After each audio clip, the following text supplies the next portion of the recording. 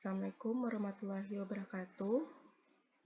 Pada kesempatan ini akan dibahas mengenai peran sistem teknologi informasi kesehatan dalam manajemen kesehatan. Tujuan pembelajaran yang pertama adalah membahas mengenai definisi dan peran manajemen kesehatan. Yang kedua, akan membahas 3 fungsi manajemen pada sistem informasi kesehatan, yaitu manajemen pasien atau klien, manajemen unit kesehatan, dan manajemen sistem kesehatan. Penyelenggaraan pembangunan kesehatan dilaksanakan melalui pengelolaan pembangunan kesehatan yang disusun dalam sistem kesehatan nasional.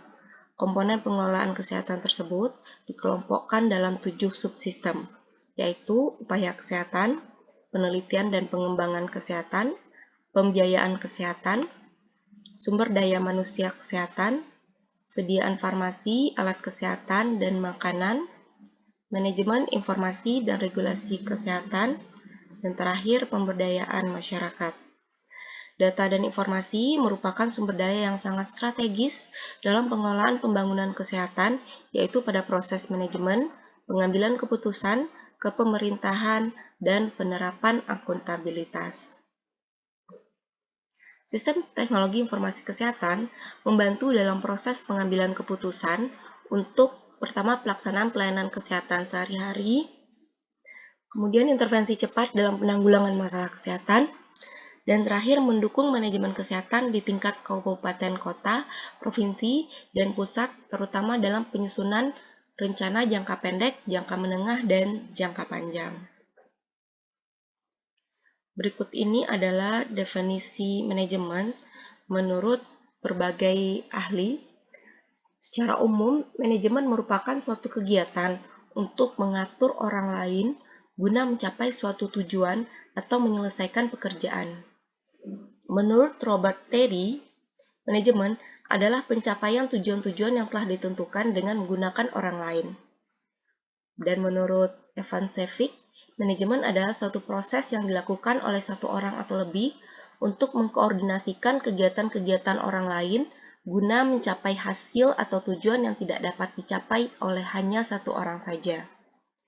Menurut Noto Atmojo, manajemen kesehatan adalah suatu kegiatan atau suatu seni untuk mengatur para petugas kesehatan dan non-petugas kesehatan untuk meningkatkan kesehatan masyarakat melalui program kesehatan. Dengan kata lain, manajemen kesehatan masyarakat adalah penerapan manajemen umum dalam sistem pelayanan kesehatan masyarakat, sehingga yang menjadi objek dan sasaran manajemen adalah sistem pelayanan kesehatan masyarakat. Selanjutnya, berikut ini adalah fungsi manajemen menurut berbagai ahli.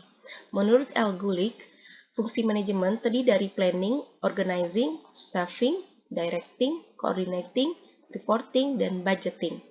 Menurut George Terry, fungsi manajemen terdiri dari planning, organizing, actuating, dan controlling. Menurut Coons O'Donnell, fungsi manajemen terdiri dari planning, organizing, staffing, directing, dan controlling. Menurut H. Fayol, fungsi manajemen terdiri dari planning, organizing, commanding, coordinating, dan controlling.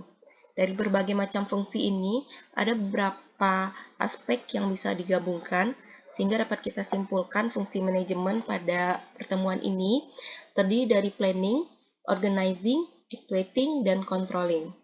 Planning atau perencanaan adalah sebuah proses yang dimulai dengan merumuskan tujuan organisasi sampai dengan menetapkan alternatif kegiatan untuk pencapaiannya. Organizing atau pengorganisasian adalah rangkaian kegiatan manajemen untuk menghimpun semua sumber daya atau potensi yang dimiliki oleh organisasi dan memanfaatkannya secara efisien untuk mencapai tujuan organisasi. Actuating, yang di dalamnya bisa terdapat directing, commanding, motivating, staffing, dan coordinating, atau disebut juga dengan fungsi penggerakan pelaksanaan, adalah proses bimbingan kepada staf agar mereka mampu bekerja secara optimal, menjalankan tugas-tugas pokoknya sesuai dengan keterampilan yang telah dimiliki dan dukungan sumber daya yang tersedia. Dan terakhir, controlling atau monitoring atau pengawasan dan pengendalian adalah proses untuk mengamati secara terus-menerus pelaksanaan kegiatan sesuai dengan rencana kerja yang sudah disusun dan mengadakan koreksi jika terjadi penyimpangan.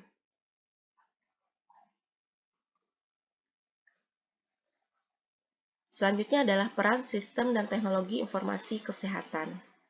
Pada hakikatnya, suatu sistem informasi kesehatan tidak dapat berjalan sendiri. Sistem informasi kesehatan merupakan bagian fungsional dari sistem kesehatan yang komprehensif, yang memberikan pelayanan kesehatan secara terpadu, meliputi baik pelayanan kuratif, pelayanan rehabilitatif, maupun pencegahan penyakit dan peningkatan kesehatan. Sistem informasi kesehatan harus dapat mengupayakan dihasilkannya informasi yang diperlukan untuk pengambilan keputusan di berbagai tingkat sistem kesehatan.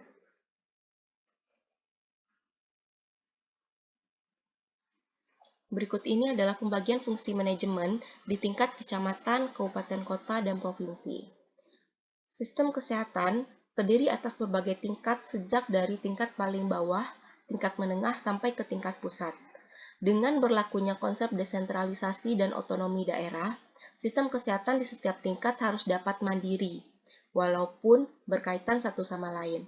Sesuai dengan pembagian wilayah di Indonesia yang berlaku saat ini, tingkat itu adalah sebagai berikut. Tingkat kecamatan, di mana terdapat puskesmas dan pelayanan kesehatan dasar lain. Tingkat kabupaten atau kota, di mana terdapat dinas kesehatan kabupaten kota, rumah sakit tingkat kabupaten kota, dan rujukan primer lainnya. Di tingkat provinsi, di mana terdapat dinas kesehatan provinsi, rumah sakit provinsi, dan pelayanan rujukan sekunder lainnya. Di tingkat pusat, di mana terdapat Departemen Kesehatan, Rumah Sakit Pusat, dan pelayanan kesehatan rujukan tersier lainnya. Setiap tingkat menyediakan pelayanan kesehatan yang berbeda, memiliki sumber daya yang berbeda, dan mempraktekkan fungsi-fungsi manajemen yang berbeda pula. Idealnya, sumber daya harus sebanyak mungkin terdapat di kecamatan, agar masyarakat memiliki akses yang optimal terhadap pelayanan kesehatan. Akan tetapi, dalam rangka desentralisasi, ternyata dihadapi banyak kendala, khususnya berkaitan dengan ketenagaan, sarana dan peralatan yang disebabkan oleh terbatasnya kemampuan ekonomi negara. Nah, berikut ini adalah fungsi sistem dan teknologi informasi kesehatan dilihat dari aspek manajemen. Fungsi khusus yang dimiliki setiap tingkat mengakibatkan perbedaan dalam pengambilan keputusan. Dari sisi manajemen, fungsi-fungsi dalam sistem kesehatan dapat dikelompokkan ke dalam 3 jenis, yaitu manajemen pasien atau klien, yang kedua manajemen unit kesehatan, dan yang ketiga manajemen sistem kesehatan. Manajemen pasien atau klien dan manajemen unit kesehatan berkaitan secara langsung dengan pelayanan kesehatan promotif, preventif, dan kuratif kepada masyarakat. Dalam hal ini, tercakup interaksi antara petugas-petugas unit kesehatan dengan masyarakat di wilayah pelayanannya. Sementara itu, manajemen pasien atau klien dan manajemen unit dipraktikkan baik di pelayanan kesehatan dasar, seperti puskesmas, dan pelayanan kesehatan rujukan, seperti rumah sakit, serta di dinas kesehatan. Selanjutnya kita akan bahas satu-satu. Yang pertama adalah manajemen pasien atau klien. Fungsi utama dari manajemen pasien atau klien adalah memberikan pelayanan kesehatan kuratif, preventif, dan promotif yang bermutu kepada pasien dan klien, baik di tingkat pelayanan kesehatan dasar maupun di tingkat pelayanan kesehatan rujukan. Pelayanan kesehatan yang bermutu dirumuskan secara berbeda sesuai dengan tingkat pelayanannya. Ada 2 tingkat pelayanan pada manajemen pasien atau klien. Yang pertama, manajemen pasien di tingkat dasar, dan yang kedua adalah manajemen pasien di tingkat rujukan. Di tingkat pelayanan dasar, pelayanan kesehatan yang bermutu berarti pelayanan kesehatan yang paripurna, terintegrasi, dan berkelanjutan. Fokusnya adalah pada pasien dan klien dengan lingkungan sosiokultural terdekatnya. Mutu pelayanan kesehatan di tingkat rujukan sangat tergantung kepada masukan yang berupa sumber daya manusia dan teknologi. Karena itu, mutu pelayanan rujukan dapat dilihat dari kecanggihan teknologinya. Pemakai informasi di tingkat manajemen pasien atau klien adalah para penyelenggara pelayanan kesehatan, yaitu dokter, bidan, dan petugas paramedik lainnya. Di samping itu juga pada kadar kesehatan dan mitra. Nah, suatu sistem informasi kesehatan yang dirancang dengan baik akan merupakan dukungan utama bagi peningkatan mutu pelayanan kesehatan yang diselenggarakan. Informasi yang dibutuhkan itu akan digunakan untuk membuat keputusan yang tepat. Misalnya, tanggal, diagnosis, dan pengobatan yang diberikan dalam kunjungan yang lalu akan membantu si pemberi pelayanan kesehatan dalam membuat keputusan terhadap seorang penderita tuberkulosis yang berkunjung ke puskesmas. Contoh kedua, seorang anak usia 2 tahun dibawa oleh ibunya karena menderita bercak-bercak pada kulit dan diare.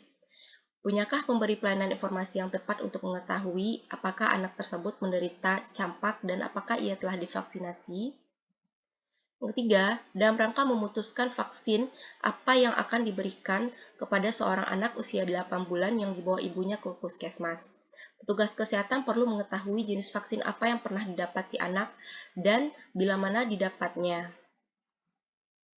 Dan yang terakhir, hasil-hasil patologis dari spesimen biopsi serviks akan membantu ahli bedah memutuskan apakah perlu melakukan histerektomi dalam rangka kelanjutan pelayanan. Oke, sekian presentasi. Kita lanjut ke video selanjutnya. Assalamualaikum warahmatullahi wabarakatuh.